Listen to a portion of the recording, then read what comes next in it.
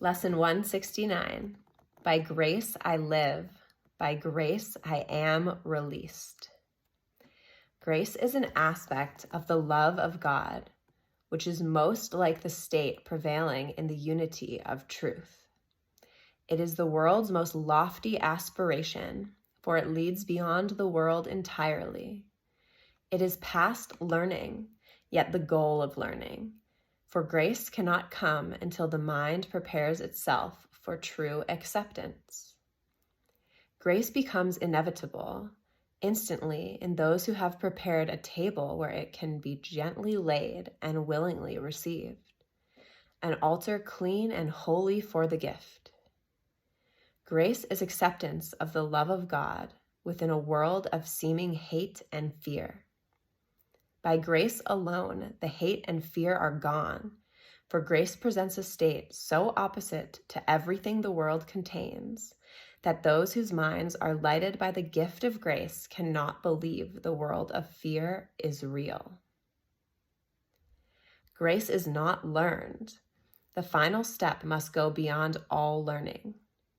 Grace is not the goal this course aspires to attain. Yet we prepare for grace in that an open mind can hear the call to waken. It is not shut tight against God's voice.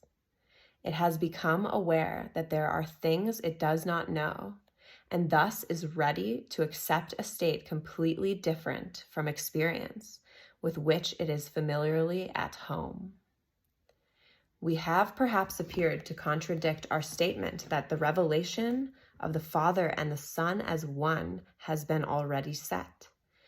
But we have also said the mind determines when that time will be, and has determined it.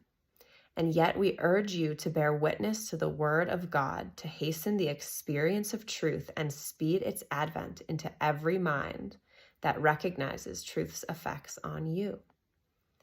Oneness is simply the idea God is, and in his being, he encompasses all things. No mind holds anything but him. We say God is, and then we cease to speak, for in that knowledge, words are meaningless. There are no lips to speak them, and no part of mind sufficiently distinct to feel that it is now aware of something not itself. It has united with its source, and like its source itself, it merely is. We cannot speak, nor write, nor even think of this at all. It comes to every mind when total recognition that its will is God's has been completely given and received completely. It returns the mind into the endless present, where the past and future cannot be conceived. It lies beyond salvation, past all thought of time, forgiveness, and the holy face of Christ. The Son of God has merely disappeared into his Father, as his Father has in him. The world has never been at all. Eternity remains a constant state. This is beyond experience we try to hasten. Yet forgiveness, taught and learned, brings with it the experiences which bear witness that the time the mind itself determined to abandon all but this is now at hand.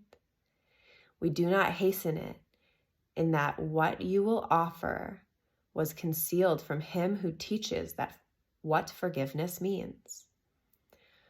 All learning was already in his mind, accomplished and complete. He recognized all that time holds and gave it to all minds, that each one might determine from a point where time was ended, when it is released to revelation and eternity. We have repeated several times before that you but make a journey that is done. For oneness must be here.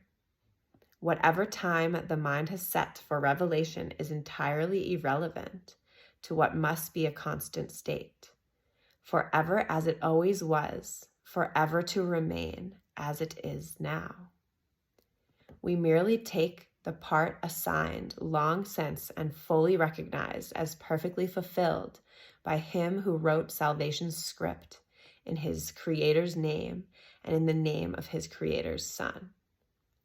There is no need to further clarify what no one in the world can understand. When revelation of your oneness comes, it will be known and fully understood. Now we have work to do, for those in time can speak of things beyond and listen to words which explain what is to come is past already. Yet what meaning can the words convey to those who count the hours still and rise and work and go to sleep by them? Suffice it then that you have work to do to play your part. The ending must remain obscure to you until your part is done. It does not matter, for your part is still what all the rest depend on. As you take the role assigned to you, salvation comes a little nearer each uncertain heart that does not beat as yet in tune with God. Forgiveness is the central theme that runs throughout salvation, holding all its parts in meaningful relationships. The course it runs directed and its outcome sure. And now we ask for grace, the final gift salvation can bestow. Experience that grace provides will end in time, for grace foreshadows heaven, yet does not replace the thought of time, but for a little while. The interval suffices. It is here that miracles are laid to be returned by you from holy instance you receive.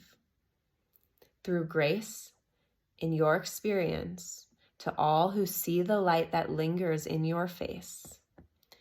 What is the face of Christ but His who went a moment into timelessness and brought a clear reflection of the unity He felt an instant back to bless the world? How could you finally attain it forever while a part of you remains outside, unknowing, unawakened, and in need of you as witness to the truth? Be grateful to return as you were glad to go an instant and accept the gifts that grace provided you. You carry them back to yourself, and revelation stands not far behind. Its coming is ensured. We ask for grace and for experience that comes from grace. We welcome and the release it offers to everyone. We do not ask for the unaskable. We do not look beyond what grace can give. For this we can give in the grace that has been given us. Our learning goal today does not exceed this prayer. Yet in the world, what could be more than what we ask this day of Him who gives the grace we ask as it was given Him? By grace I live, by grace I am released. By grace I give, by grace I will release.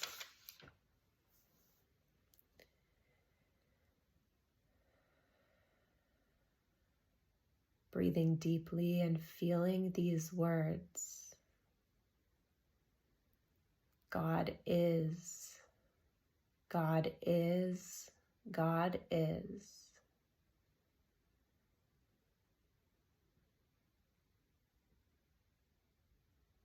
Creating space as we breathe, focusing our energy into that infinite space, opening that space in our hearts and minds in this holy instant.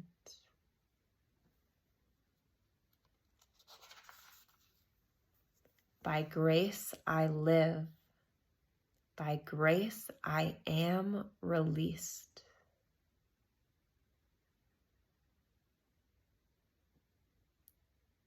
By grace I give. By grace I will release.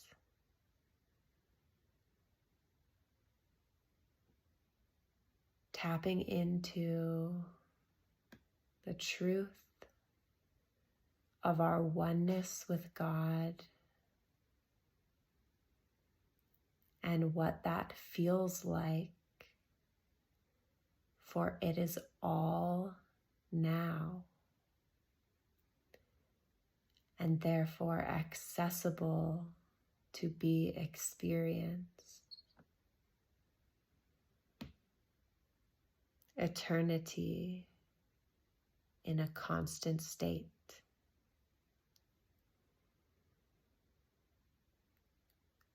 Feeling the peace, this knowingness brings, and accepting it into every cell, every atom of our being.